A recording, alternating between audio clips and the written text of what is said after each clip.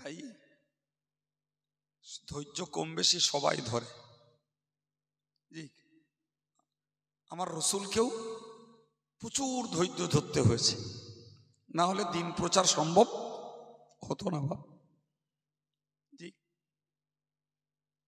আমি আমার এই নগণ্য জীবনে প্রচুর গাল শুনেছি, প্রচুর ধৈর্যের চেষ্টা করেছি, আল্লাহ করিয়েছেন। আজকেও বলছি, আমাদের দেশের একটা বয়স্ক হুজুর আমার নামে বলছে ভণ্ড। জি,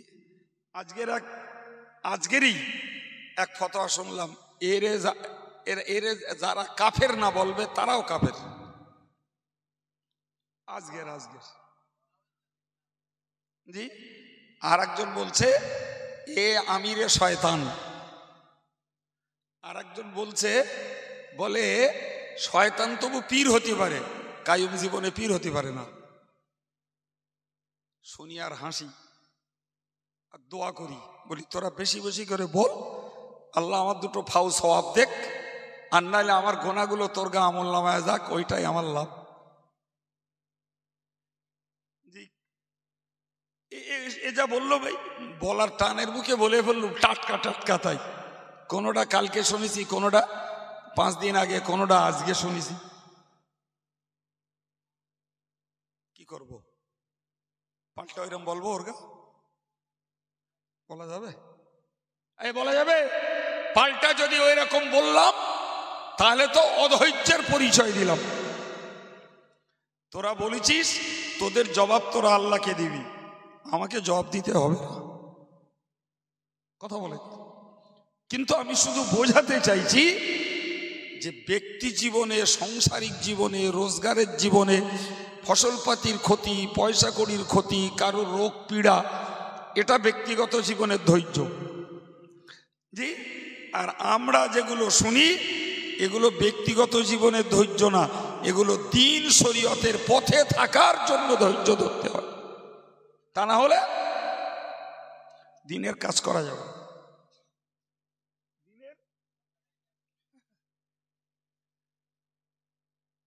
বছর 7-8 আগের কথা, একটা ছেলের মোবাইল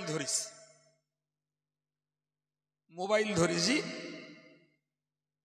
তো সে প্রথমত অস্বীকার যাচ্ছিল, আমার কাছে মোবাইল নেই, আর আমার কাছে রিপোর্ট আছে ও মোবাইলে গান শুনেছে। শেষ পর্যন্ত ধরে ফেললুম, মারলুম, ছেলেটা চলে গেল। সেই থেকে এখনো আমার নামে গাল যাচ্ছে, বলতেছে ওর মাথায় ইট না মারা পর্যন্ত আমি মরবো না। কার মাথায়? কার মাথায়? আমার মাথায় মারবে, ইট মেরে তাইও মরবে।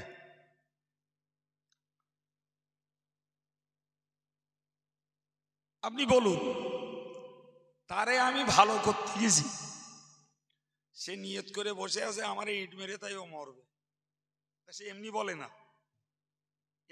না, কই মেটো লোকেরা যেসব ভাষা বলে, 2-1 জন, সবাই না, 2-1 জন বলে, এর ছেলে তার বাচ্চা, ওইসব বলে বলে তাই বলে। সে এখনো রয়েছে। এখন কোথায় আছে বললি আপনারা আবার মনে মনে কষ্ট পাবেন কোনি, সেটা আমি বলবো না গো। তা আমি তার সেখানে থাকি না। জি, তো তাদের সাথীদের কাছ থেকে শুনতে পাই, বলে হুজুর ওকে পড়ে আর আপনার নামে এই বলে। আমি ঠিক আছে, ওর বলিস, তুমি যা হুজুরের নামে গাল দিচ্ছ, বড় আলেম হবে, সমাজে তোমার বিরাট কাজ হবে। কি আর বলবো,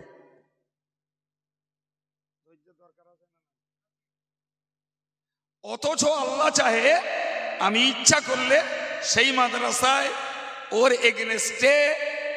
ওর এগেনস্টে রিপোর্ট দিয়ে ওকে মাস্টার থেকে ইচ্ছা করলে বার করতে পারি, ইচ্ছা করলে মার খাওয়াতে পারি, ইচ্ছা করলে পড়াশোনার লাইফটাকেও ওর লাল কালি ফেলতে পারি।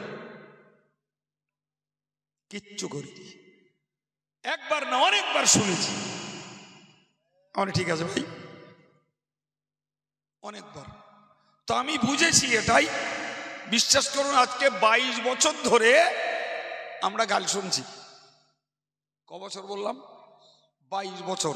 আর আমাদের অল ইন্ডিয়া সুন্নতুল জামাতের যত কর্মকাণ্ড দেখছেন সবাই 22 বছরের। তার আগে ছিল শুধু আমার আব্বার রেখে যাওয়া বইকারা মাদ্রাসা, আর এই যা আছে সব তারপরের, সব 22 বছরের রেকর্ড। তাই 200 মডেল মাদ্রাসা বলুন, 15-16টা মেয়েদের মাদ্রাসা বলুন, 50টা হাফিজি বিভাগ মাওলানা বিভাগীয় মাদ্রাসা বলুন, বঙ্গনূর পত্রিকা বলুন, আর এই সাথে সাথে অন্যায়ের প্রতিবাদ বলুন, জি শিক্ষা আন্দোলন বলুন, গণবিবাহ বলুন, সব এই 22 বছরের রেকর্ড। তো খুব এটাকে মনে মনে খুব বুঝি, যেটা হলো ওই অন্যদের গালটাকে অকপটে হজম করা ধৈর্য ধরার পুরস্কার। যদি অধৈর্য ধরতাম হয়তো একটা কাজও আমাদের দ্বারাই। সম্মানিত ভাইরা আমার, এই জন্য আল্লাহর কাছে চাইতে হয়, রব্বানা আফরিগ আলাইনা সাবরা ওয়া সাব্বিত আকদামানা। ও আল্লাহ, রব্বানা আফরিগ আলাইনা সাবরা, তুমি আমাদের উপরে ধৈর্য ঢেলে দাও। আল্লাহ আমাদের ভিতরে ধৈর্যের গুণ দান করো। ওয়া সাব্বিত আকদামানা, আল্লাহ আমাদের কদমকে তুমি সঠিক পথে মজবুত করে দাও। এ দোয়াও আল্লাহ শিখিয়েছেন, সুবহানাল্লাহ বলে। এ দোয়া কে শিখিয়েছেন? আল্লাহ শিখিয়েছেন আমাদেরকে, আমাকে নয়, আমাদেরকে শিখিয়েছেন। বান্দা তোরা আমার কাছে ধৈর্যের দোয়া চা, রব্বানা আফরিগ আলাইনা সাবরা, আল্লাহ তুমি আমাদের উপরে ধৈর্য ঢেলে দাও। ও সাব্বিত আকদামানা, আল্লাহ আমাদের কদমকে তুমি শক্ত পোক্ত মজবুত করে দাও। সুবহানাল্লাহ। ধৈর্যের দোয়াটাও আল্লাহর কাছে জোরে বলেন চাইতে হবে না, তাই তো? চাইতে হবে, জি। তাই কটা বলেছি, আল্লাহর কাছে কৃতজ্ঞ অন্তর চাও, আল্লাহর কাছে জিকিরকারী জবান চাও, আল্লাহর কাছে ধৈর্যধারী দেহ চাও। 4 নম্বরটা একদম ঘরোয়া। আল্লাহ পাকের নবী বললেন, ওয়া যাওজাতুন লা তাবগীহি খিবানান ফি নাফসিহা ওয়ালা মালিহি, তুমি আল্লাহর কাছে এমন একটা স্ত্রী চাও, যাদের বিয়ে হয়নি তাদের জন্য তো একদম চাইলে আল্লাহ যদি কবুল করেন গোড়া থেকেই মিলে যাবে। আর আমরা যারা বিবাহিত, যদি হাদিসের বর্ণিত গুণে না পাই, তাহলে চাইতে থাকি স্ত্রীর অগোচরে, কি আল্লাহ তুমি আমার জীবনে এমন একটা স্ত্রী দাও, যে স্ত্রী নিজের জানের প্রতি, নিজের জীবনের প্রতি নিজে বিশ্বাসঘাতকতা করে না, এবং স্বামীর মালে আত্মসাৎ করে না, বিশ্বাসঘাতকতা করে না। তার মানে কি, যে স্ত্রী লোকটা নামাজি, দিনদার, পরেজগার, আল্লাহ ওয়ালি, আল্লাহ তুমি এমন একটা স্ত্রী আমার নসিবে দান করো, এ নিজের জীবনের উপরে বিশ্বাসঘাতকতা, নিজের জীবনের উপরে বিশ্বাসঘাতকতার মানে হলো এমন অপরাধ করে নিজে নিজেকে জাহান্নামী বানাচ্ছে।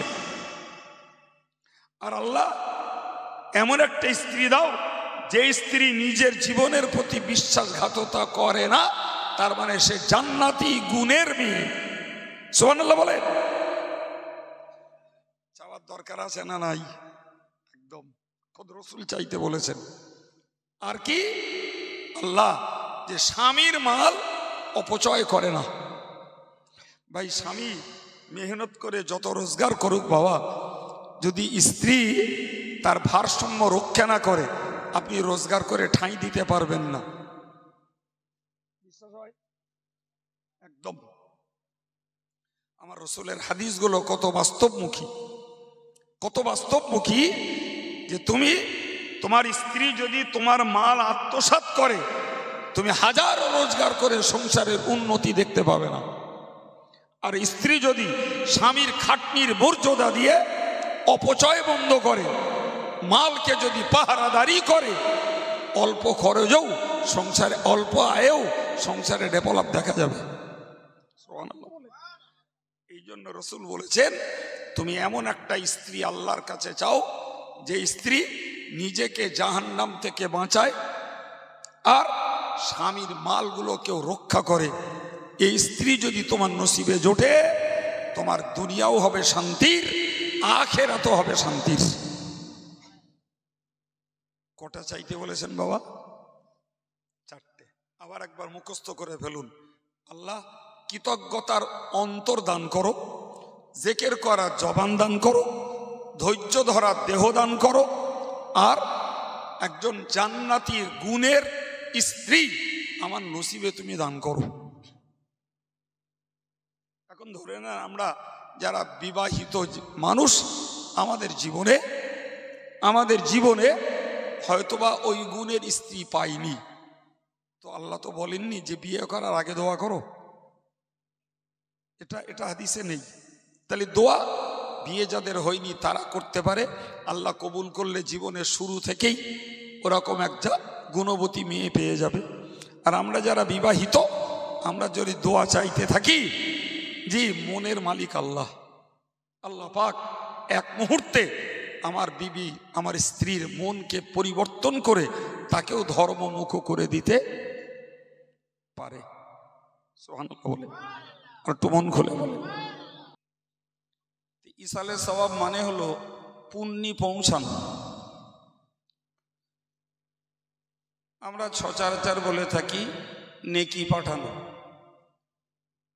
তো নেকি পাঠানোর কাজটা হয় মুর্দাদের সঙ্গে। তাহলে নামটা হচ্ছে মাহফিলটা মুর্দাদের স্বার্থে, অথচ মুর্দাদের তুলনায় লাভ বেশি জিন্দাদের।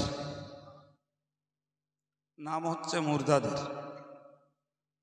মুর্দারা আলোচনা শুনলে তাদের কোনো উপকার হয় না, জিন্দারা আলোচনা শুনলে গুনাহ মাফ হয়, সওয়াব হয়, জ্ঞানের বাণীগুলোকে ভবিষ্যৎ জীবনে কাজে লাগাতে পারে। সুবহানাল্লাহ। হিসেবে বলতে পারা যায় মুর্দার লাভ একটা, সেটা হলো সওয়াব পাওয়া, বা যদি দুটো বলি তাহলে তাদের জন্য মাগফিরাতের দোয়া, আর একটা হলো সওয়াব পাঠানো। কিন্তু আমাদের জন্য তিনটে।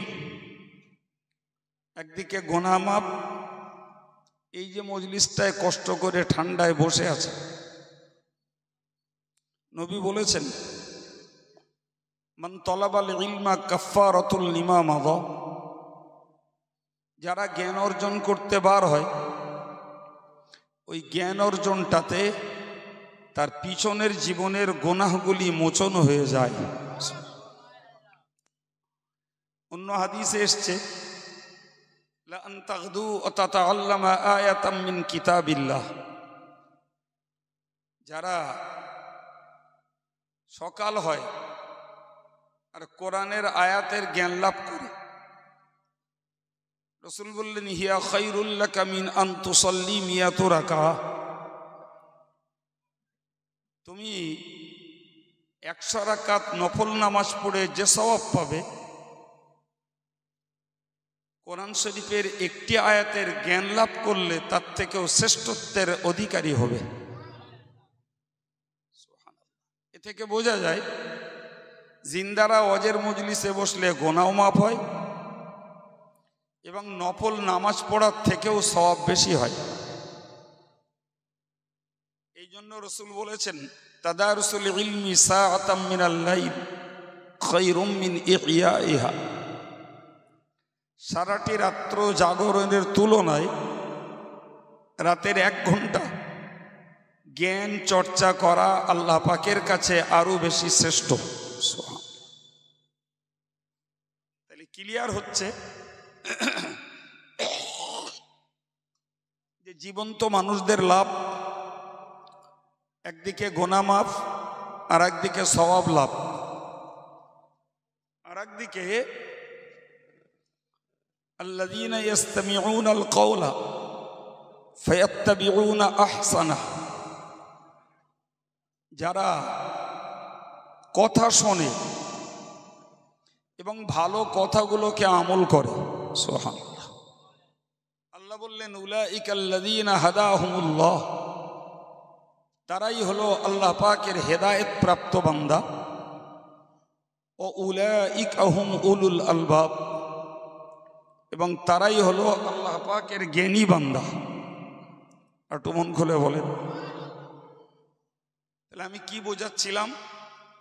আমি বোঝাচ্ছিলাম যে দরুদ পড়ি নবীর নামে, আর লাভ নেই আমরা। সবাটা কি মরা লোকের নামে, লাভ বেশি আমাদের। তো শুকরিয়া যখন আদায় করি আল্লাহর, আর আল্লাহ বললেন বান্দা শুকরিয়া আদায় করছিস তুই আমার নামে, অথচ লাভবান হলি তুই। সুবহানাল্লাহ। এখন বলেন, আমরা কথায় বলে পাগলও নিজের ভালো বোঝে।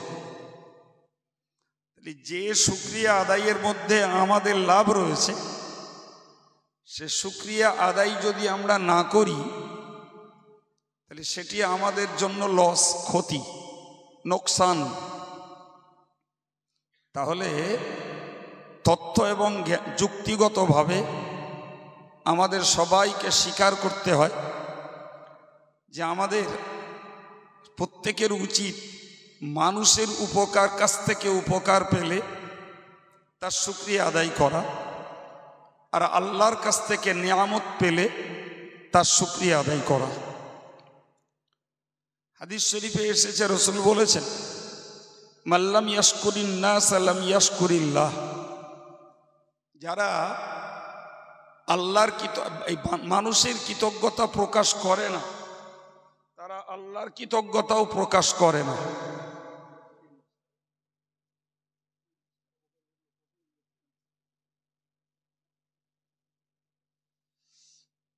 প্রিয় ভাইরা আমার, আমি আপনাকে শেষ হাদিসটা কি বলেছি? মাল্লাম ইয়াশকুরিন নাস, যে মানুষের কৃতজ্ঞতা প্রকাশ করে না। হে ছেলেরা, কোরআন শরীফে আল্লাহ বলেছেন, আনিশকুর লি ওয়ালিদাইকা, তোমরা আমি আল্লাহর কৃতজ্ঞতা প্রকাশ করো, ওয়ালিদাইকা, এবং তোমার আব্বা মায়ের কৃতজ্ঞতা প্রকাশ করো। তাহলে মানুষের মধ্যে সবথেকে বেশি খিদমত, সবথেকে বেশি মেহনত, সবথেকে বেশি হেফাজত এবং সবথেকে বেশি সালামত, এই যা কিছুই নিবেদন করেন সন্তানের প্রতি বাপ মা যত, অন্য কেউ এত করে না বাবা। ঠিক না ভুল? এই জন্য আল্লাহ বললেন, হে ছেলে মেয়ে, তুমি তোমার আব্বা মায়ের প্রথমত আমার গুণ গাও, দ্বিতীয়ত আব্বা মায়ের গুণ গাও। প্রিয় ছেলেরা, তাহলে বাপ মায়ের গুণ গাওয়া না গাওয়া, এটি তো বলতে পারা যায় সন্তান হিসাবে সন্তানের কর্তব্য, কিন্তু সেইটাকে আল্লাহ নির্দেশ দিয়েছেন, মানে সাধারণ কর্তব্যের তুলনায় দায়িত্বটা আরো বেশি হয়েছে। ঠিক না ভুল? আমার কথা বোঝাতে পারলাম? এমনি বাপ ছেলে মেয়েকে স্নেহ করবে, যত্ন করবে, এটা বাপ মায়ের দায়িত্ব। আর ছেলে মেয়ে বাপ মাকে ভক্তি শ্রদ্ধা করবে, এটা সন্তানের দায়িত্ব।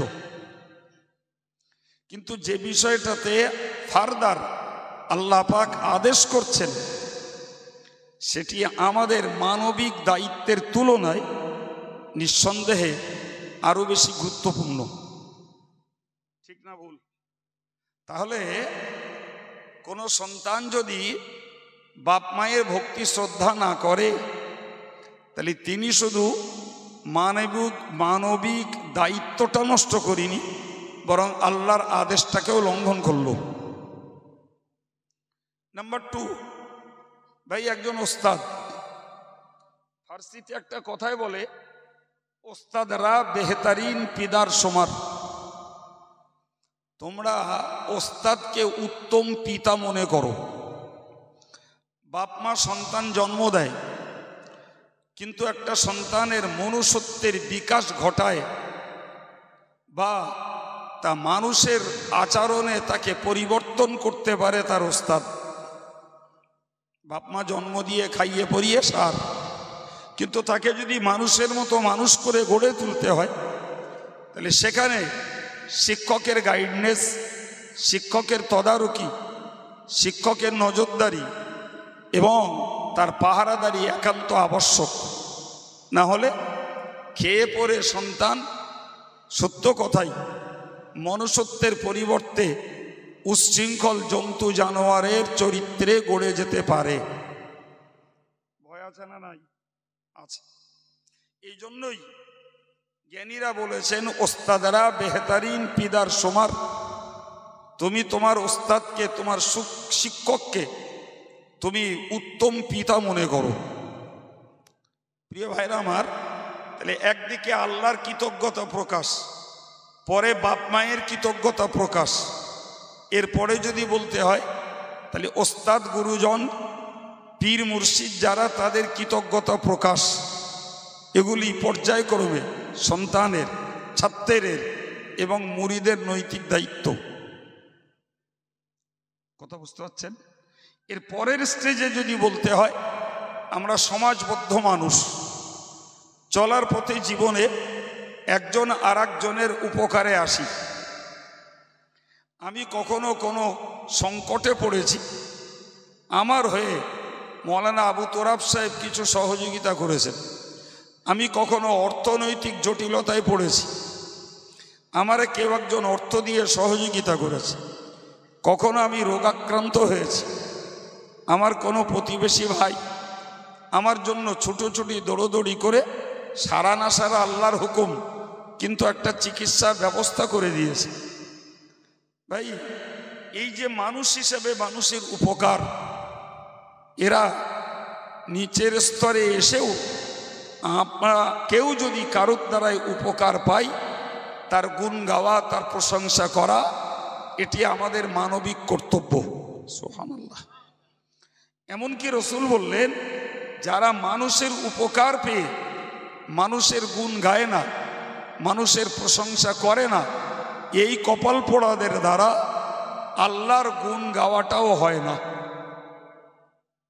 বুঝতে হবে, মানুষের উপকার পেয়ে মানুষের গুণ গাওয়া আর প্রশংসা করা, এটাও আল্লাহকে পাওয়ার এবং আল্লাহর গুণ গাওয়ার একটা মাধ্যম। কথা বলেন? এ থেকে বুঝতে পারা যায় যে সন্তান বাপমার সেবা করে না, ওর দ্বারায় আল্লাহর হুকুম পালন হয় না।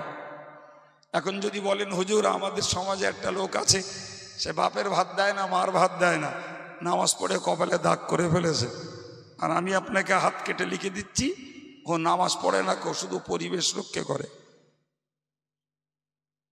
ও নামাজি নয়, ও অ্যাকচুয়াল শুধুমাত্র স্যাম্পল তৈরি করছে।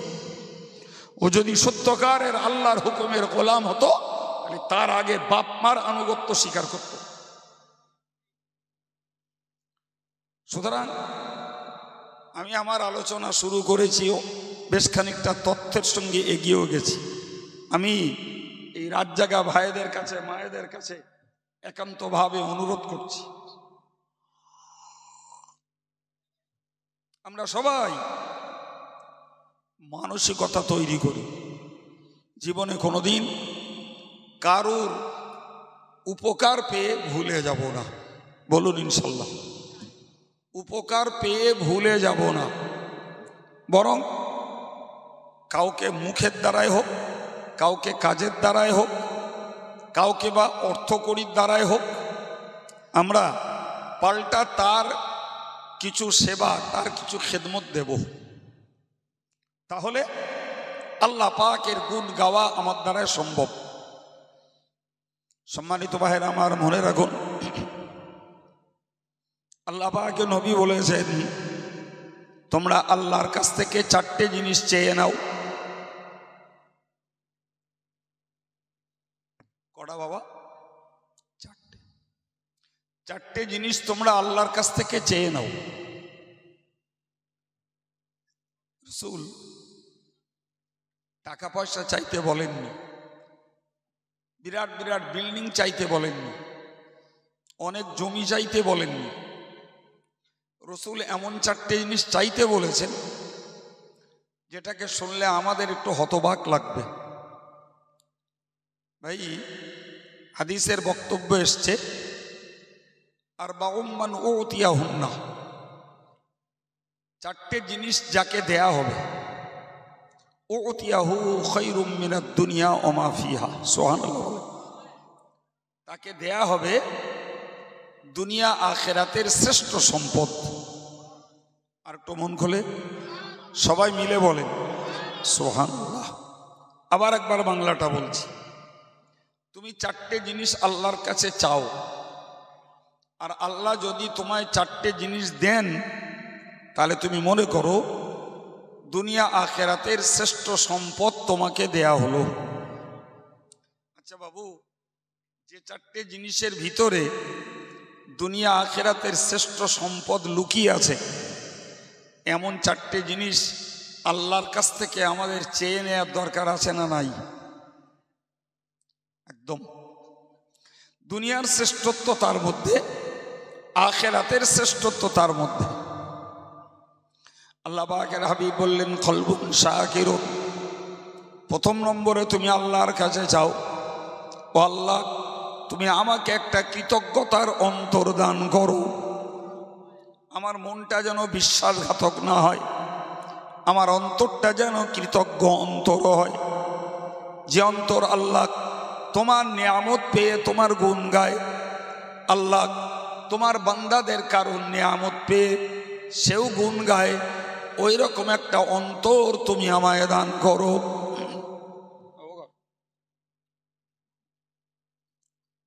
কথা ক্লিয়ার হয়েছে? এটা চাইতে বলছেন কে?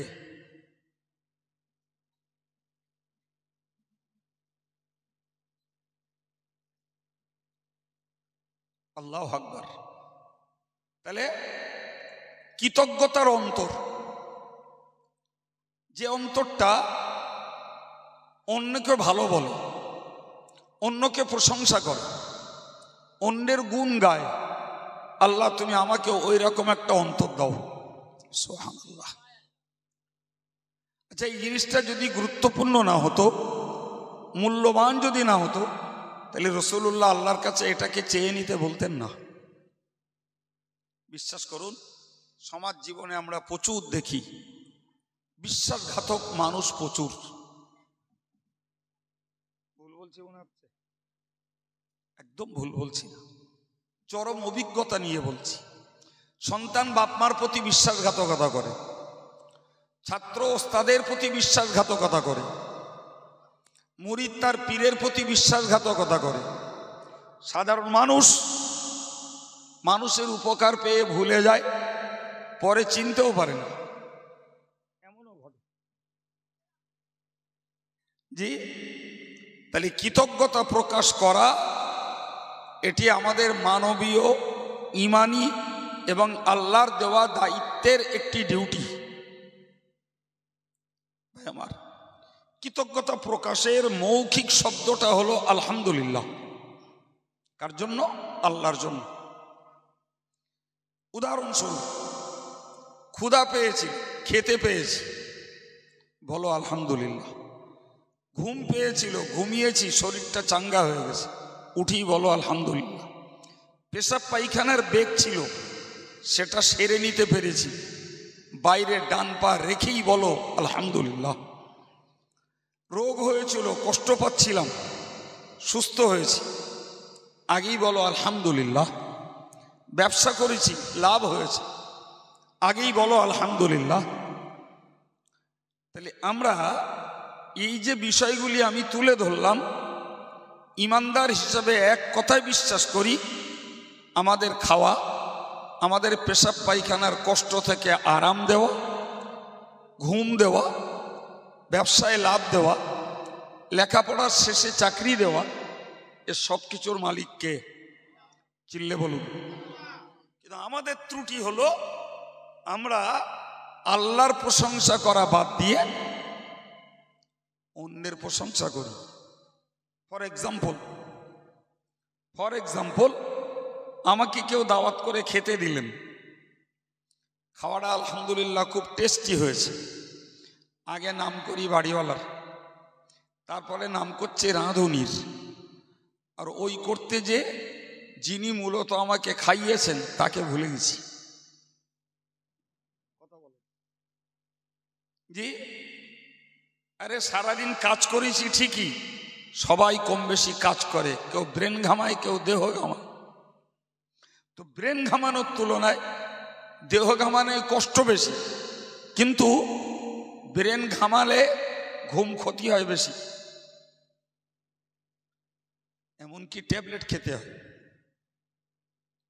কাজ করে কেউ নাকে তেল মেরে ঘুমাচ্ছে, কেউ এসি রুমে স্পঞ্জের উপরে শুয়ে জেগে আছে।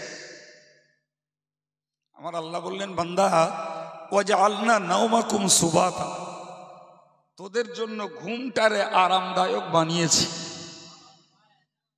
তাহলে আল্লাহ যখন ঘুমাতে দিলেন, তাহলে বুঝতে হবে এটা আমার ক্লান্তির জন্য নয়। ক্লান্ত হয়েও অনেকের ঘুম আসে না, ট্যাবলেট খেয়েছি ওই জন্য নয়। আল্লাহ পাক আমাকে ঘুমিয়ে শরীরের ফিটনেস দান করেছেন। ঘুম থেকে উঠি বাসি মুখে, বিনা উজুতেই বলো আগে আলহামদুলিল্লাহ। কথা বোঝাতে পারছি? বিশ্বাস করুন, আমাদের ছেলেদের মধ্যে তবুও এ আমলটা কিছু পাওয়া যায়, মেয়েদের মধ্যে মোটেই নেই। ভুল বললো মনে হচ্ছে? মেয়ে ছেলে নিয়ে ঘর সবাই করে, একটু খোঁজ নিয়ে দেখবেন দিন যে এরা খেতে পেয়েছে কি, স্বামী একটা ভালো শাড়ি এনে দিয়েছে কি, একটা অলংকার গহনা কিছু এনে দিয়েছে কি, আজকে দুটো ভালো বাজার করেছে, এর জন্য আলহামদুলিল্লাহ কবে পড়েছে একটু শুনে দেখবেন দিন। বরং আপনি সারা জীবন পরিষেবা দেবেন, অর্থনৈতিক সংকট মানুষের জীবনে থাকতেই পারে, একটা বার দিতে পারবেন না, একবারে সবগুলোই ছাই ফেলে দিয়ে বলবে এই সংসারে আমার জীবনে সুখ হইল না। ভুল বলছে মনে হচ্ছে? আমার মারা এমনি গল্প করতে হলে এবার বেশি করে করবে, বাদ দিয়ে হুজুরি আর শোনা যাবে না। ওরে মা, এ ওয়াজ আমি করিনি, এ ওয়াজ খোদ রসুল করে গেছে। যে মেয়েরা এত পরিমাণ কৃতজ্ঞ, এত বিশ্বাসঘাতক, স্বামীর সারা জীবনের মেহনতের পরে একদিন যদি ঘাটতি ঘটে, একদিন এই গোটা জীবনের খেদমত মেহনত সব ভুলে যায়। কি বুঝলেন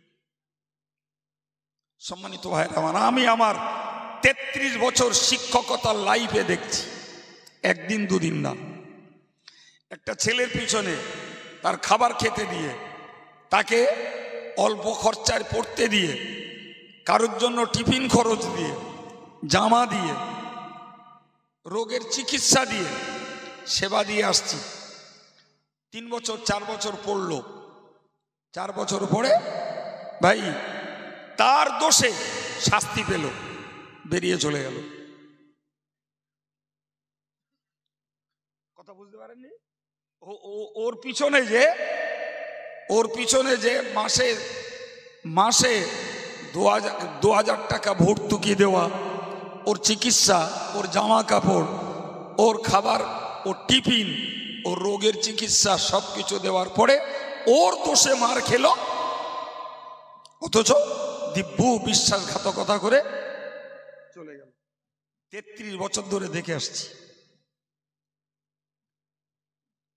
কথা বুঝতে পারেননি? আমি পরিষ্কার বলি, যারা ওস্তাদের এই খেদমতের মূল্য দেয় না, ওস্তাদের খেদমতের যারা প্রশংসা করে না, ওস্তাদের খেদমতের যারা গুণ গায় না, এরা জিন্দেগিতে আল্লাহ পাকের খালিস দিলের ইবাদতকারীও এরা হতে পারবে না। ওটা তো আমার কথা নয়, তো রাসূলের হাদিস। ওটা কি? সুতরাং আমাদের সবাইকে এই মূল্যবান সম্পদ আল্লাহর কাছে চাইতে হবে, আল্লাহ তুমি আমাকে একটা কৃতজ্ঞতার অন্তর দাও। আমার আল্লাহ বললেন, লা ইন শাকারতুম লা আযীদান্নাকুম, ওরে বান্দা তুমি মনে রাখো, যদি তুমি আমার কৃতজ্ঞতা প্রকাশ যদি করো, আমি আল্লাহ তোমার জন্য আমার নিয়ামতকে বাড়িয়ে দেব। একবার জোরে বলুন সুবহানাল্লাহ। আল্লাহর গুণ গাইলে পরে আল্লাহ পাক তার পক্ষ থেকে তার অবদান ওই বান্দার জন্য বেশি করিয়ে দেন। আমি কি বলেছি? কৃতজ্ঞতা প্রকাশের প্রথম ভাষা হলো কি বলেছি বলেন?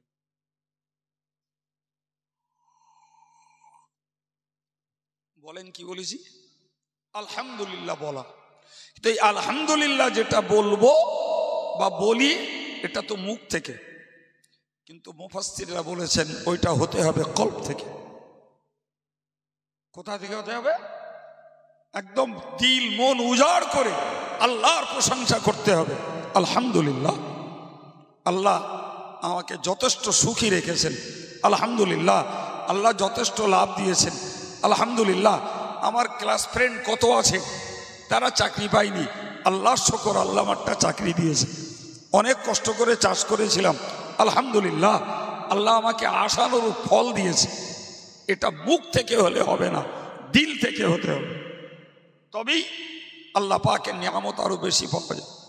কিন্তু আমাদের অভ্যাসটা উল্টো ভাই, আমরা শুধু আল্লাহর নামে অভিযোগ করি। কি করি? অভিযোগ করি, এটা দেয়নি, ওটা দেয়নি, সেটা দেয়নি, কত দোয়া করলাম তাও আল্লাহ কবুল করলে না। এই হ্যাঁ না বলেন, এই অভিযোগ আমাদের আছে না? একদম। কিন্তু যেগুলো দিয়েছেন বান্দা, তুই যদি ওইগুলোর গুণ গাইতিস না, তোর দোয়া চাওয়ার আগে আল্লাহ তোরে দিয়ে দিত। কিন্তু এর উল্টো পদ্ধতি, আল্লাহ যেগুলো দিয়েছেন সেগুলোর গুণ গাইবে না, ও পাল্টা শুধু চেয়ে বেড়াবে। আর যেই না দেবেন আল্লাহ, তখন আল্লাহর নামে অভিযোগ। কথা বলেন, ছেলে মেয়ে বিয়ে দিয়েছে, বউটা ভালো হয়নি, আবার মেয়ে বিয়ে দিয়েছে, জামাইটা তো ভালো হয়নি, জামাইয়ের পরিবার ভালো হয়নি। এ অভিযোগ আছে না নেই? কথা বলেন, কথা বলেন।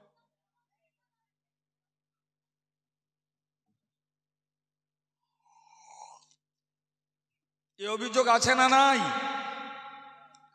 করা যাবে না বাপ। বরং আল্লাহ পাক যে বিষয়ে যতটা স্বস্তিতে রেখেছেন, ওর জন্য বেশি বেশি করে আলহামদুলিল্লাহ পড়ে দিল থেকে আল্লাহর গুণ গাওয়া লাগবে। জি ভাই, একটা মেয়ের জীবনে কথার কথা,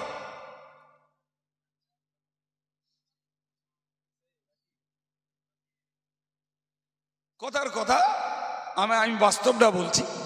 জামাই যত্ন করে, শ্বশুর যত্ন করে, শাশুড়িটা একটু মুখ টানাটানি করে, এরকম আছে না নাই? আছে। তো যদি আমি এইটুকু ভাবতাম, যাক আলহামদুলিল্লাহ, জামাইটা তো যত্ন করে, শ্বশুরও তো ভালো চোখে দেখে, শাশুড়ি একটু ওরম করে, তার কি করা যাবে?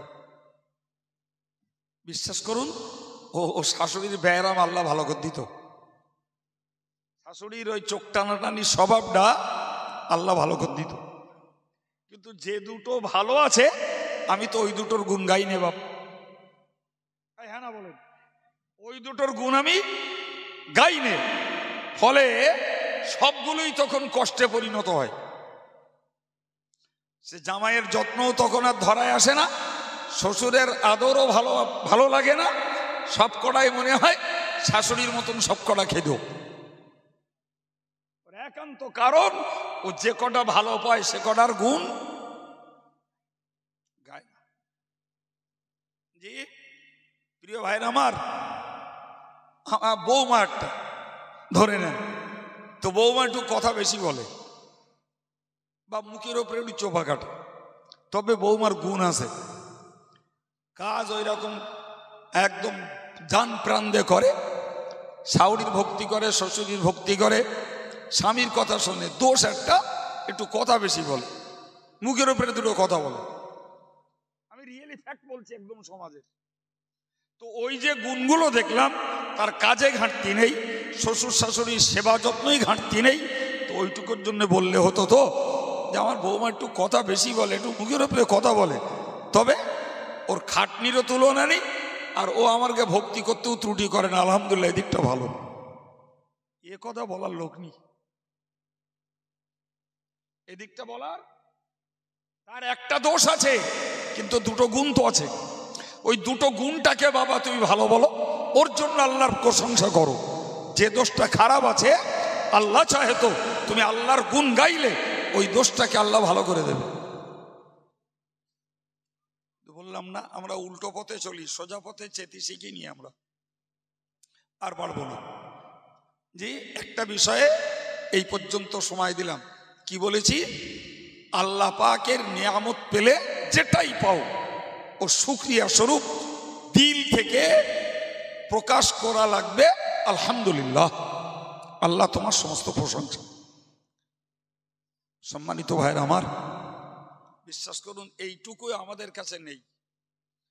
আমি কখনো সখনো একটা কথা বলি, ভাই এই হিউম্যান বডিটায় আল্লাহ আমাদের এই মানব দেহটায় যে নিয়ামতগুলো দিয়েছেন, বিশ্বাস করুন আমরা এইটার গুণও গাই না। যদি বলেন সে আবার কি, আমি চোখে আঙুল দিয়ে বুঝিয়ে দিচ্ছি, আপনারা মিলিয়ে নেন। ভাই আমরা যত মানুষ আছি এখানটায়, আমার নজরে যা আসছে, আমরা সবাই চোখওয়ালা মানুষ, চোখে দেখতে পাই, আলহামদুলিল্লাহ। কিন্তু আমরা ওই আল্লাহর সৃষ্টি কানা লোককে দেখি না। আচ্ছা, ওই কানাটাকেও যে আল্লাহ সৃষ্টি করেছেন, এই আমার মতন চোখওয়ালাটাকেও তো সে আল্লাহ সৃষ্টি করেছেন। তাহলে ওই কানাটাকে দেখে তো একদিনও বলতে হতো আলহামদুলিল্লাহ, আল্লাহ তুমি যদি ওই লোকটার মতো আমাকে কানা বানাতে, অন্ধ বানাতে, তাহলে আমাকে চলতে যেয়ে অন্যের সাহারা নিতে হতো। আলহামদুলিল্লাহ, আল্লাহ তুমি আমার চোখ দুটোই দিয়েছো দৃষ্টি শক্তি, আল্লাহ আমি তোমার প্রশংসা করছি। কবে বলেছেন মনে করে দেখেন দিন। জীবনে বোবা লোক দেখলাম, আমাদের আল্লাহ কথা বলার মতন পাওয়ারফুল জিভ দিয়েছেন, মনের ভাষা, দুঃখ, অভিযোগ যা কিছু প্রকাশ করে আর পাঁচজনকে বোঝাতে পারছি। কিন্তু যে বোবা, তার ঘনিষ্ঠ লোক ছাড়া তার কথা কেউ বোঝে না। ওই গোগা বোবা লোকটাকে দেখে আল্লাহ শুকরিয়া আদায় করেছি কবে বাবা, যে আল্লাহ তুমি যদি আমার বোবা বানাতে, তাহলে আমার মনের ভাব আমি কাউকে বলে বোঝাতে পারতাম না। আল্লাহ তোমার শুকরিয়া আদায় করছি, আলহামদুলিল্লাহ তুমি আমাকে কথা বলার শক্তি দিয়েছ। ভাই কত লোক আছে কানে কালা, বউটাও যন্ত্রণায় মরছে, ভুগছে, হাঁকলেও শুনতে পায় না, এই আছে না নাই? হ্যাঁ, আমরা সুস পড়লি শুনতে পাই, সুবহানাল্লাহ। হ্যাঁ, ওই কালা লোকটাকে দেখে কদিন আল্লাহর প্রশংসা করেছি, আল্লাহ তুমি আমাকে আর তোমার সৃষ্টির আর পাঁচজনের মতো আমাকে কালা বানাওনি, তুমি আমাকে শ্রবণ শক্তি দিয়েছ, তাই তোমার প্রশংসা করে বলছি আলহামদুলিল্লাহ। জীবনে বসিরহাটে, ফুরফুরায়, কি জামিয়ায়, বড় বড় ইসালে সাহেবে দেখেছি কত ভিখারি, হাত কাটা, পা কাটা, খোঁড়া ল্যাংড়া, আমরা তাদের পাশ দিয়ে পায়ে হেঁটে, সাইকেল চেপে, মোটর বাইক চলে ভুক ভাগ করে চলে যাচ্ছি। ওদের দেখে একদিনও বলেছি আল্লাহ তুমি আমার কর্মটো হাত দিয়েছ, তুমি আমার চলত শক্তিধর পা দিয়েছ, আল্লাহ তোমার প্রশংসা। তুমি যদি ওই লোকটার মতো আমাকে ল্যাংড়া বা খোঁড়া বানাতে, আমাকে পাছায় টিউব বেঁধে ঘষতে ঘষতে 10 হাত আগিয়ে যেতে হতো। আল্লাহ কোনোদিন দেখে বলা হয়েছে মনে হয়? বড় যে 2 টাকা দিস, এর বেশি কিছু বলিনি। জি সম্মানিত ভাইরা, জীবনে কত পাগল পাগলি দেখলাম, মস্তিষ্ক বিকৃত।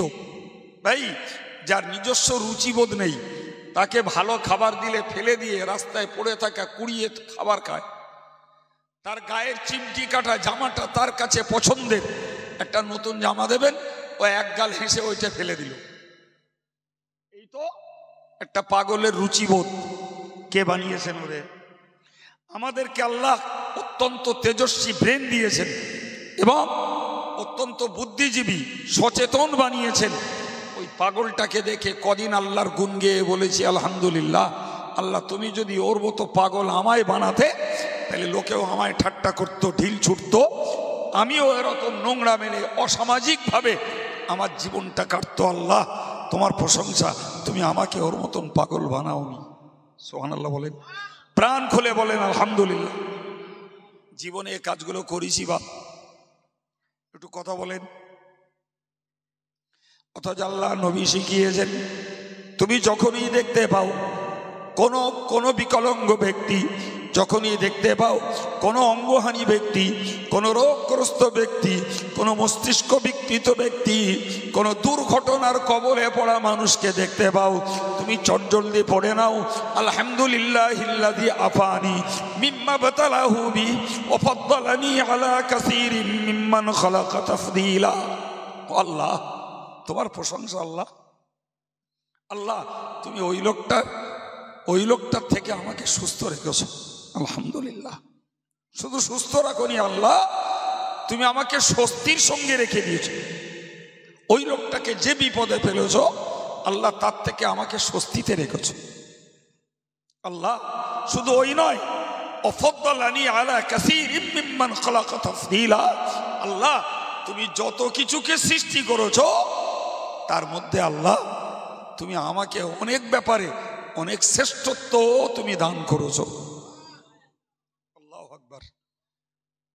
আল্লাহ, আমার হাত পা চোখ কান নাক মুখ সব সচল। এই লোকটা সব ভালো, লোকটা কালা। ওই লোকটা দেখতে কি চ্যাম্পিয়ন, কি সুদর্শন সুন্দর, অথচ ছেলেটা কথা বলতে পারে না। এরকম দেখেন না লোক? আমি প্রচুর দেখি। তাহলে ওই লোকটাকে দেখে বলতে হতো, আল্লাহ তুমি কত সৃষ্টির তুলনায় আমাকে অনেক শ্রেষ্ঠ করেছো। কি থোড়াই হই হই করে রই করে উচ্ছৃঙ্খলতা করে জিন্দগিতে এই দোয়া, এই বাক্য, এই মন কোনোদিন বের হয়? হবে না। আমরা হই হই বুঝি, রই বুঝি, আমরা সুরে বুঝি, আমরা বাহ্যিকটা নিয়ে টানা খেঁচা করি, কিন্তু দিল থেকে, মন থেকে, অভ্যন্তরে আমরা কিছু গুণের মানুষ হব, এ মানসিকতা আমাদের খুব কম। সম্মানিত ভাইরা আমার, মনে রেখে দিন, আর বাড়বো না। প্রিয় নবী বলেছেন, তোমরা দ্বিতীয় নম্বরে আর একটা জিনিস আল্লাহর কাছে চাও, সেটি হলো লিসানুন যাকিরুন। ও আমার বান্দা বান্দি, তোমরা আল্লাহর কাছে চাও, আল্লাহ তুমি আমাকে একটা জিকিরকারী জবান দাও। মন খুলে বলেন, কিসের জবান?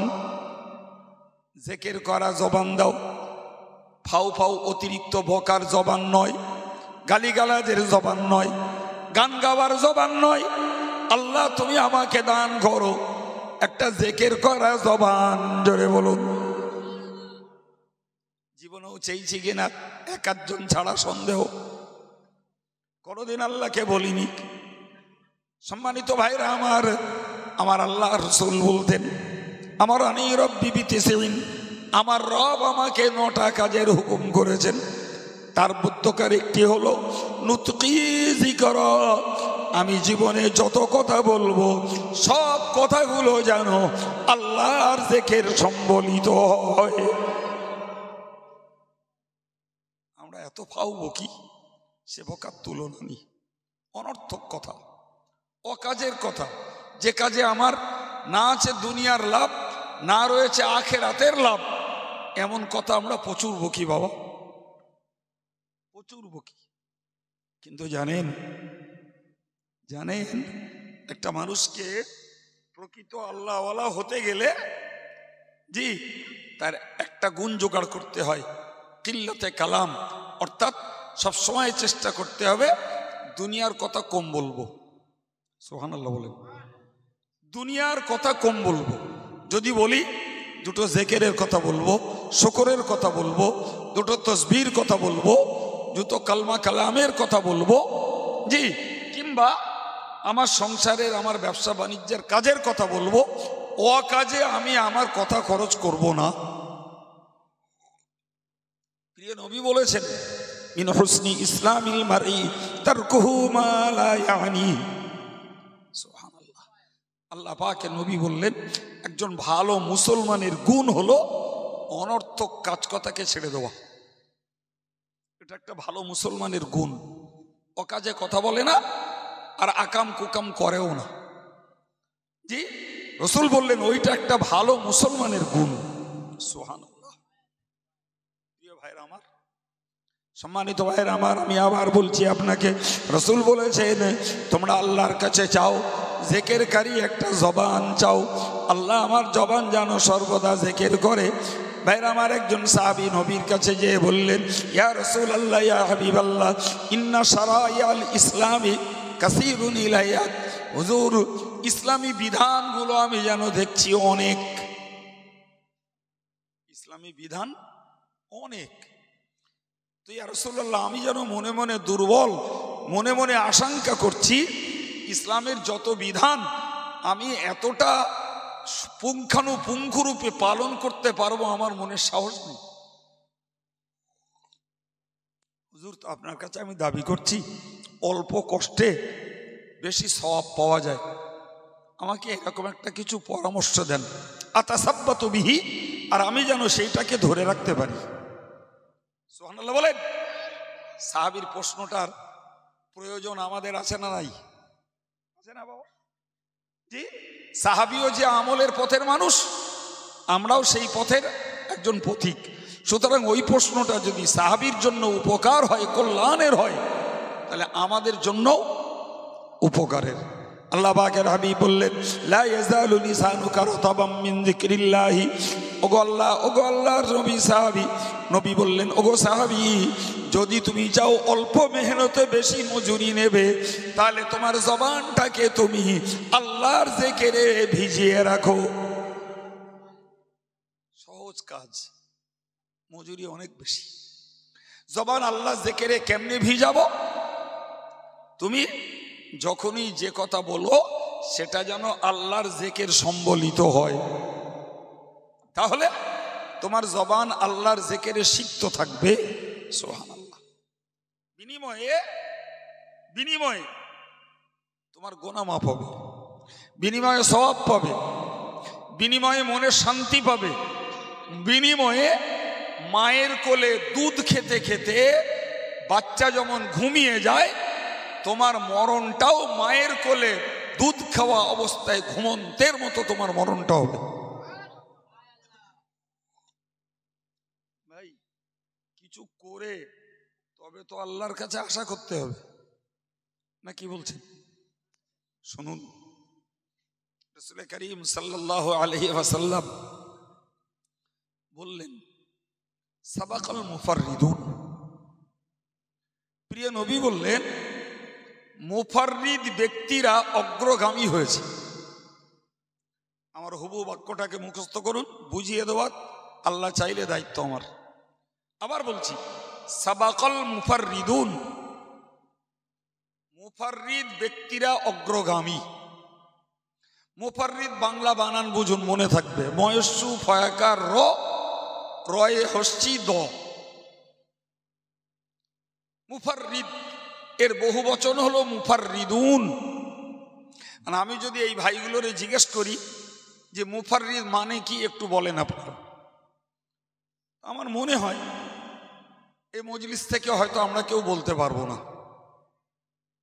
ভাই, এর জন্য আপনাদের হতাশ, নিরাশ বা হীনমন্যতায় ভোগার কিছু নেই। আমিও বাবু জানতুম না, আমি হয় কেতাবে পড়েছি, না হলে ওস্তাদের কাছ থেকে শুনে শিখেছি, আমিও জানতুম না, সাহাবায়ে কেরামও জানতেন না। রাসূল যখন বললেন সাবাকাল মুফাররিদুন, সাহাবারা বললেন, ক্বালু মানিল মুফাররিদ। বললে, হুজুর মুফাররিদ আবার কে? তার মানে কি প্রমাণ হলো? সাহাবারা, আল্লাহ পাকের হাবিব বললেন, ও সাহাবীরা, তোমরা মনে রাখো, আযযাকিরুন আল্লাহ কাসীরান ওয়া যাকিরাত। মুফাররিদ হলো ওই সমস্ত নারী আর পুরুষের দল যারা অধিক পরিমাণে আল্লাহর জিকির করে, আর যারা অধিক পরিমাণে জিকির করে ওরাই হবে জান্নাতের অগ্রগামী দল। আল্লাহু আকবার। জিকিরকারী জবানের দরকার আছে না নাই? বলেন বলেন। আল্লাহ যদি মেহেরবানি করে একটা জিকিরকারী জবান দেন, সেটাই লাভ হবে না লস হবে? ওই জন্যই নবী চাইতে বলেছেন, আল্লাহর কাছে চাও, গাড়ি বাড়ি নয়, একটা জিকির করার জবান চাও। জিকির যারা বেশি বেশি করবে ওদেরকে মুফাররিদ বলা হয়, আর ওই লোকগুলো জান্নাতি সারির একদম প্রথমে অগ্রগামী, ওরাই জান্নাতি। চিল্লে বলেন আমার ছেলে ছোকরাগুলো এ ওয়াজের গুরুত্ব বুঝবে না, কিন্তু দিনদার ভাইয়েরা, দিনদার ছেলেরা, মুরব্বীরা, মায়েরা, আমি আশা করি এরা অন্তত এই ওয়াজটুকুর গুরুত্ব বুঝবে না। কি বলছেন? হ্যাঁ, আমি আস্তাগফিরুল্লাহ পড়বো, ওটাও জিকিরের অন্তর্গত। আমি সুবহানাল্লাহ বলবো, ওটাও জিকিরের অন্তর্গত। আমি লা ইলাহা ইল্লাল্লাহ বলবো, ওটাও জিকিরের অন্তর্গত। আমি আলহামদুলিল্লাহ বলবো, ওটাও জিকিরের অন্তর্গত। আমি আল্লাহু আকবার পড়বো, ওটাও জিকিরের অন্তর্গত। আমি আল্লাহুম্মা সাল্লি আলা মুহাম্মদ এইটুকু পড়বো, এটাও জিকিরের অন্তর্গত। কারণ আস্তাগফিরুল্লাহর মধ্যেও আল্লাহ শব্দ আছে, সুবহানাল্লাহর মধ্যে আল্লাহ শব্দ আছে, আলহামদুলিল্লাহর মধ্যে আল্লাহ শব্দ আছে, লা ইলাহা ইল্লাল্লাহর মধ্যে আল্লাহ শব্দ আছে, আল্লাহু আকবারের মধ্যে আল্লাহ শব্দ আছে। ওই আল্লাহুম্মার মানেই হলো হে আল্লাহ। তাহলে ওটাও কি? আল্লাহ জিকির। এর জন্য উজু করাও লাগবে না, মসজিদের কোণে বসাও লাগবে না, ঘরে নামাজের পাটি ফেলতেও হবে না, জি আমাকে পাক সাফ হয়ে জামা কাপড় পরতেও হবে না। আমি মোটর সাইকেল চেপেও বলতে পারি, সাইকেল চড়ে কাটিয়ে যাচ্ছি তাও বলতে পারি, আমি ওই মাঠে একলা কাজ করছি তাও বলতে পারি, আমার মায়েরা সকালবেলা উঠে উঠোন ঝাড় দিচ্ছে তাও বলতে পারে, বাড়ি কেউ নেই নিজে একলা একলা রান্না করছে তাও বলতে পারে। একটু জোরে বলা যাবে সুবহানাল্লাহ? এত সুযোগ যদি আমরা হাতছাড়া করি তাহলে আমরা লাভবান হব কিসে বাপ? বলেন না। হযরত আবু হুরায়রা রাদিয়াল্লাহু আনহু তিনি এই চারা পুচ্ছেন, চারা। রাসূল করিম সাল্লাল্লাহু আলাইহি ওয়াসাল্লাম তিনি দেখছিলেন, দেখে বললেন আবু হুরায়রা কি চারা পুচ্ছ? তিনি বললেন হুজুর আমি একটা নিজের উপকারের জন্য একটা গাছ লাগাচ্ছি। তো রাসূল বললেন আবু হুরায়রা তুমি যে চারা লাগাচ্ছ লাগাও, তাহলে আমি ওর থেকেও একটু ভালো চারার কথা তোমায় বলবো। আবু হুরায়রা ভাবলেন আমি যেটা লাগাচ্ছি এটা হয়তো ভালো ফলকার নয় ইত্যাদি। তো রাসূল যখন বলছেন নিশ্চয়ই সেটা ভালো হবে। তো বললেন, তো আবু হুরায়রা বললেন ইয়া রাসূলুল্লাহ বলুন। আল্লাহ নবী বললেন তুমি এক কাজ করো, তুমি এই যে চারা লাগাচ্ছ ওর থেকে উত্তম চারা তুমি সুবহানাল্লাহ বলো, আলহামদুলিল্লাহ বলো, লা ইলাহা ইল্লাল্লাহ পড়ো, আল্লাহু আকবার পড়ো। এই একটা করে তসবির বিনিময়ে জান্নাতে তোমার নামে একটা করে চারা গাছ তৈরি হবে। হে আবু হুরায়রা তুমি দুনিয়ায় গাছ লাগিয়ে এর ফল দুনিয়ায় ভোগ করবে, আর এখানে সুবহানাল্লাহ, আলহামদুলিল্লাহ, লা ইলাহা ইল্লাল্লাহ, আল্লাহু আকবার বলে রাখো, জান্নাতে তোমার নামে গাছ তৈরি থাকবে, তুমি জান্নাতে যে ওই গাছের ফল খাবে। কি বলছেন? কি বলছেন? সম্মানিত ভাইয়েরা আমার, এই জন্য নবী বলেছেন তোমরা আল্লাহর কাছে চাও, ও আল্লাহ তুমি আমাকে একটা জিকিরকারী জবান দান করো, যে জবান জিকির করে, অনর্থক কথা না বলে, ফাউ কথা না বলে, যাতে দুনিয়ার লাভ নাই দিনের লাভ নাই এমন কথা যেন আমার জবান থেকে আল্লাহ না বেরোয়। শোনেন আরেকটা হাদিস বলছি, রাসূল করিম সাল্লাল্লাহু আলাইহি সাল্লাম বললেন ইয়াদখুলুল জান্নাতাল মুফরিদুন। আচ্ছা আগেরটা কি বলিলাম শব্দটা মনে আছে? বলেন বলেন বলেন। আগেরটা বাংলায় উচ্চারণ করে দিলাম তো, মুফাররিদ। Thank you. আরো একজন বলেছেন বাংলা উচ্চারণ করে দিলাম যাতে বাঙালির ব্রেনে থাকে, তাই তাও অ্যান্সার পাচ্ছি না, তাইলে আর কি হবে? আর একবার বলে দিচ্ছি, আগের শব্দটা বলিলাম মুফাররিদ, আর এবারের শব্দটা বলছি মুফরিদ। কি বলছি? ময়সুফর হয়সিদ একটা রকম। রাসূল বললেন মুফরিদ ব্যক্তিরা জান্নাতে যাবে। মুফরিদ ব্যক্তিরা, সেই সাহাবীরা আবার রাসূলকে বললেন ইয়া রাসূলুল্লাহ মুফরিদ মানে কি, মুফরিদ কে? অ্যাকচুয়াল ভাই মুফরিদ মানে হলো হালকা পাতলা লিকলিকে ডিগডিগে, এরে বলে মুফরিদ। মানে কি দাঁড়ালো? যারা হালকা পাতলা ডিগডিগে লিকলিকে লোক, এরা কোথায় যাবে জোরে বলেন? মোটা লোকগুলো শুনিয়ে তো রেগে বোম হয়ে যাবে, বলি এ তো পুরো এক পেশে হুজুর, পাতলাগুলোরে জান্নাতে দিচ্ছে আর আমার গে ব্যাপারে কিচ্ছু বলে না।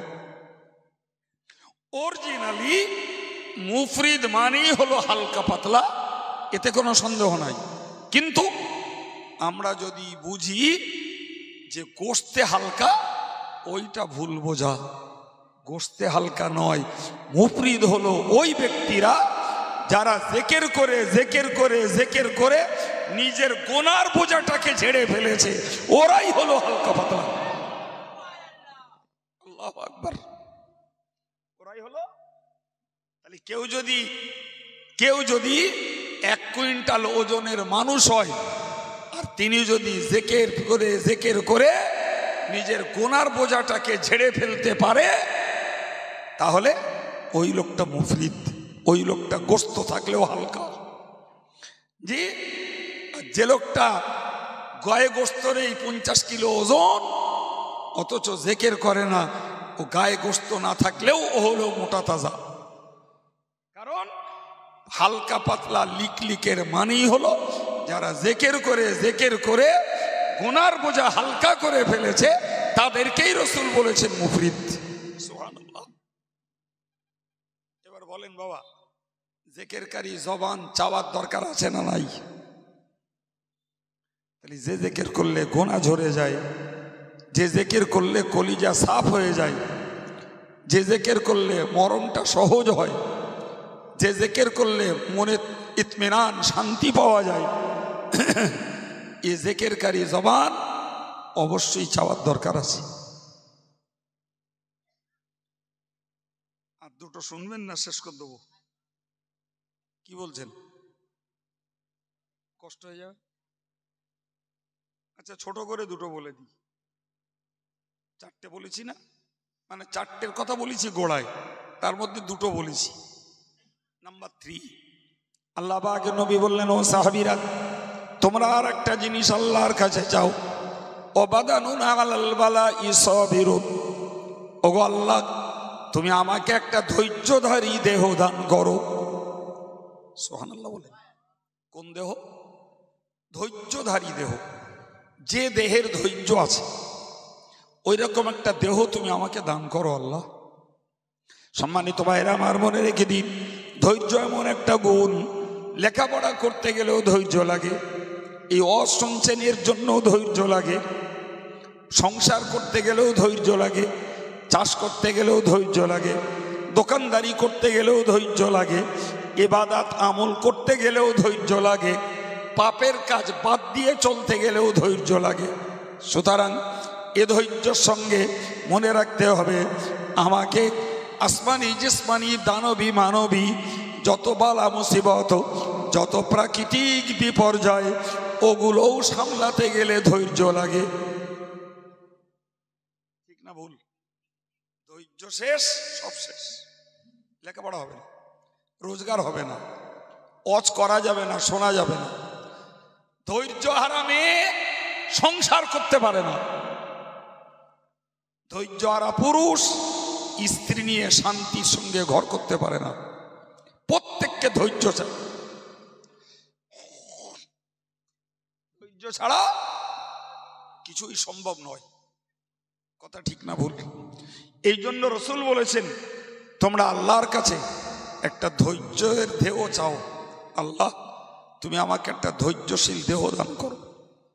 মনে রাখুন, আমরা সাধারণত শুনে থাকি, ইন্নাল্লাহা মা'আস সাবিরিন, ধৈর্য যারা ধরে আল্লাহ তাদের সঙ্গে থাকে। তার মানে ধৈর্য যারা ধরে তারা আল্লাহ পাকের রহমতের দৃষ্টিতে থাকে। সুবহান। আর আল্লাহ অন্য জায়গায় বলেছেন, ইন্নামা ইউওয়াফাস সাবিরুনা আজরাহুম বিগাইরি হিসাব। কি বলেছেন? আমি আল্লাহ ধৈর্যশীলদের পূর্ণ পুরস্কার দান করি। সম্মানিত ভাইরা আমার যে অভ্যাস, উঠি যে আলোচনা শুরু করেছি, আজকের জন্য নসিবে যা ছিল দিয়ে ফেলেছি। জি, আর বক্তব্য বাড়ব না। প্রতি বৎসর এই মজলিসটাতে শেষ বেলায় একটু দান চাই মসজিদের জন্য, এবং এই মসজিদের যত কাজ হয়েছে তাতে আমি পয়সা না দিলেও পয়সা তুলে দেওয়ার খেদমতটা আমার আছে না? নাই, প্রতি বছর এর একদম ভিতলগ্ন থেকে। তো আজকেরও চাইছি বাবু, লম্বা চওড়া সময় নয়, যতটা আল্লাহ বলিয়েছেন আল্লাহ লাখ শুকরিয়া, আলহামদুলিল্লাহ। আমার নিজস্ব ক্ষমতায় ছিল।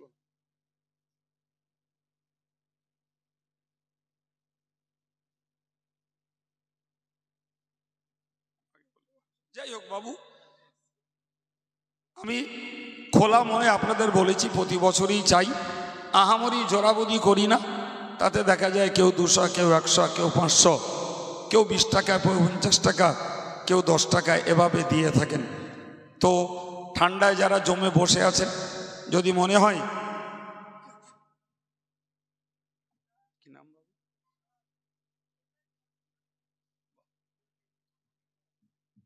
হয় বসে থাকবো, তাহলে আমি কাউকে যেতে বলছি বসে থেকে দেন। আর যদি মনে করেন একটু উঠে এসে দুটো পয়সা দেবো, কিংবা পয়সা না থাকলেও একটু মোসাফা করব, তাহলে উঠে আসুন। দুটো কিশোর ছেলে, একজন হাবিবুর রহমান আর একটা ছেলে, 50 টাকা করে। আমাদের রফিকুল ভাই, তিনিও 100 টাকা। আল্লাহ কবুল করেন, বলুন আমিন। আর একটু মন খুলে বলেন আল্লাহুম্মা আমিন। নারায়ে তাকবীর।